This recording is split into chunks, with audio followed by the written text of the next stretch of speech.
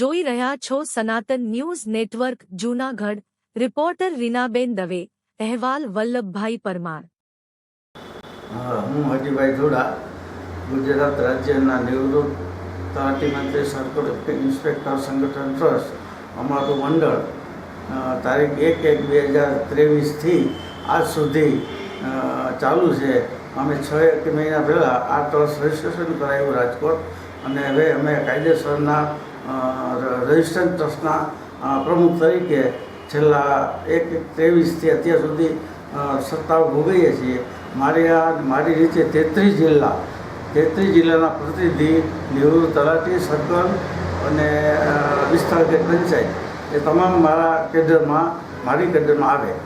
અમારી માગણી મૂળ એ સરકારી છે કે 1/1/6થી પંચ સર્કલ ઇન્સ્પેક્ટરની જગ્યા અપગ્રેડ કરીને વિસ્તારગારી પંચાયત કરવા માટે નાણાં સચિવ, પંચાયત સચિવ બંનેની ફાઇલ ઉપર નોટિંગ હોવા છતાં એ વખતના નાણામંત્રી માનનીય શ્રી નીતિનભાઈ પટેલની આડોડાઈને કારણે 1/1/16થી લાગુ કર્યું, જે મોટો અન્યાય થયો અમને, અને એને કારણે ઘણો બધો લોસ અમારે થાય છે. અત્યારે હવે વિસ્તારાધિકારી પંચાયત સર્કલ ઇન્સ્પેક્ટરની જગ્યા 1/1/16થી બંધ કરી અપગ્રેડ કરી, અને એ જગ્યાનું અપગ્રેડેશન કરી વિસ્તારાધિકારી પંચાયત કે વિસ્તારાધિકારી સહકાર આંકડા કોઈ પણ જગ્યા મૂકી શકે. જો ગ્રામ સેવકને એ જગ્યા પર મૂકે તો ગ્રામ સેવકને 5,000-8,000નો સ્કેલ આપે છે. જો તલાટીને સર્કલ તરીકે વિસ્તારાધિકારી પંચાયતમાં મૂકે તો 4507. આવી અસમાનતા શું કામે? એક જ ગ્રેડ, એક જ પગાર, એક જ જગ્યા, એક જ કામગીરી છતાં પણ ગ્રામ સેવકને જો મળે વિસ્તારાધિકારી પંચાયત તો એને 5/8 એટલે કે 4400નો ગ્રેડ પે, અને અમને જો મળે તો 4507 એટલે કે 4200નો ગ્રેડ પે. આવી અસમાનતાને મુદ્દે અમે હાઈકોર્ટમાં અમારી પિટિશન દાખલ કરેલી છે. લગભગ 10 દિવસ પહેલાં અમારા વકીલ છે શ્રી દરજી હરજી દરજીએ 32 પાનાની આખી પિટિશન તૈયાર કરી અને મારી સહીમાં આવેલી મેં સોગંદનામું રજૂ કરી અને તેમને પરત કરતા તેઓ સહીએ હાઈકોર્ટમાં પિટિશન દાખલ કરી દીધી છે. હવે હાઈકોર્ટ સરકારને નોટિસ આપશે કે ભાઈ આ લોકોને આવી અસમાનતા શું કામે, એટલે સરકારનો ખુલાસો માગશે હાઈકોર્ટ. અને સરકાર છે એ દરેક જિલ્લા, જુદા જુદા જિલ્લા, અમારા 33 જિલ્લા છે, 33 જિલ્લાના જિલ્લા વિકાસ અધિકારીશ્રીને નોટિસ આપશે અને જવાબ માગશે.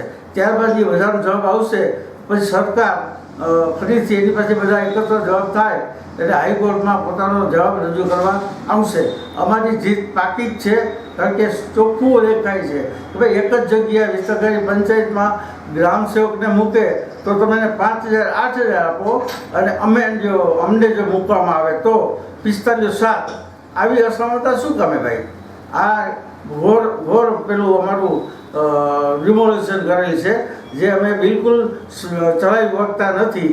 હવે અમે નિવૃત્ત થઈ ગયા છીએ. હવે અમે સરકારનો કે કોઈનો અમને હવે ડર નથી. આમ નાગરિક છીએ, જેથી અમે અમારી માગણી માટે હાઈકોર્ટે દાર અમે ખખડાવ્યા છે, અને હાઈકોર્ટમાં અમને 100% સફળતા મળશે એમાં કોઈ શંકા નથી.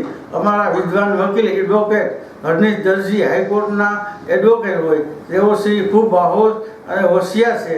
તેમના માર્ગદર્શન નીચે અને તેમને અમારે આપેલા મુદ્દા પ્રમાણે તેમણે આખી પિટિશન 32 પાનાની ફાઇલ કરી અને ઇંગ્લિશમાં આખી લખી છે પિટિશન. અને એમાં તો ટૂંકમાં બીજા કોઈ વકીલ ચાલે પણ નહીં. આ એટલા વિદ્વાન ને સારા વકીલ, હોશિયાર વકીલ હોય એટલે આખી પિટિશન ઇંગ્લિશમાં તૈયાર કરી. અને બધા જાણો છો આપ કે હાઈકોર્ટમાં તો ઇંગ્લિશ જ ચાલે, ગુજરાતી હાલતી નથી. ગુજરાતી આપણે નીચલી કોર્ટમાં ચાલે છે. હાઈકોર્ટમાં કોઈ પણ પિટિશન રેડ કરીએ, આપણે દાખલ કરીએ એટલે ઇંગ્લિશમાં જ આવે.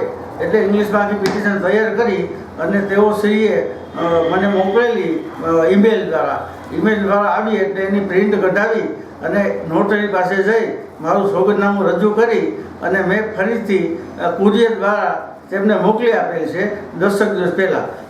ત્યારબાદ મેં મોકલ્યા પછી બીજા દિવસે મને શ્રી હરનીશ દરજી સાહેબનો ફોન આવ્યો કે આપણી પિટિશન ફાઇલ થઈ ગઈ છે અને હાઈકોર્ટે આપણી માગણી સ્વીકારી લીધી છે. હવે ટૂંક સમયમાં નોટિસ સરકારને આપશે કે ભાઈ આ લોકોને શું કામ આટલો અન્યાય, એટલો કામગીરી પાયાની કામગીરી કરે. ગ્રામ પંચાયતમાં નરેગા આવે, પછી 12મું 14મું 13મું નાણાં પંચ આવે, પંચાયતની કામગીરી આવે, ઘરવેરા આવે, પાણી વેરા આવે, કેટલાય પ્રકારની કામગીરી. જન્મેથી મૃત્યુ થાય ત્યાં સુધી તલાટીની જરૂર પડે. લગ્નમાંથી નવો આવ્યો, વ્યવસાય વેરા નવો આવ્યો, આ બધા કાયદા નવા આવતા જાય. પગાર તો કે શૂન્ય. તમે શિક્ષક ખાલી 6 કલાકની નોકરી કરે તો એ 70,000 પગાર પાડે, અને તલાટી માનો કે આખો દિવસ નહીં પણ 24 કલાક કામ કરે તો એને પગાર તો કે હાવ શૂન્ય, કાંઈ નહીં. અપમાન જેવો પગાર કહેવાય છે, જે બિલકુલ ચલાવી લેવાય નહીં. જેથી અમે હાઈકોર્ટ દ્વારા પકડાવ્યા છે અને અમને સફળતા મળશે.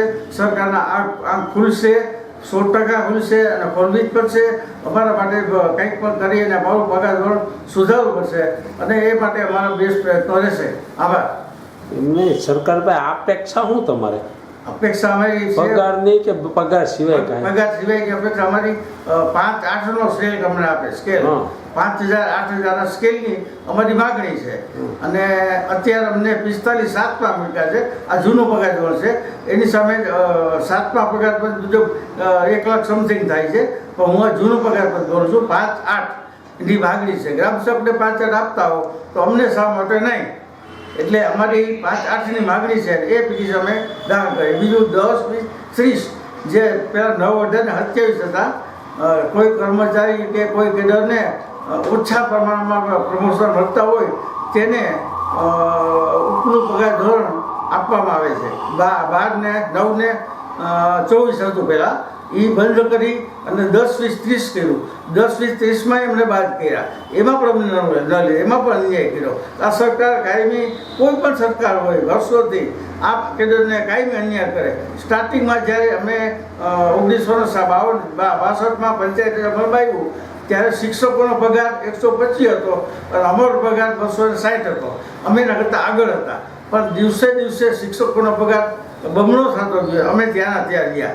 અમારી કોઈ આ કેડરની કોઈ સરકારે ચિંતા કરી નથી. કામ અમારી પાસે ભરપૂર લેવામાં આવે, 24 કલાક લેવાય. રાત્રે 12 વાગે પણ ફોન આવે, નદીમાં પાણી આવે છે, દોડો, ગામને સચેત કરો, ગામને જગાવો. અમે સતત 24 કલાક નોકરી કરવાના હોવા છતાં પણ પગારમાં અમને બહુ અસમાનતા, ખૂબ અસમાનતા છે અન્ય કેડર કરતાં. સરકાર નહીં સ્વીકારે તો આગળની કાર્યવાહી શું કરશો? સરકાર ન સ્વીકારે તો આગળની કાર્યવાહી સુપ્રીમ કોર્ટ સુધીમાં જવાની અમારી તૈયારી છે.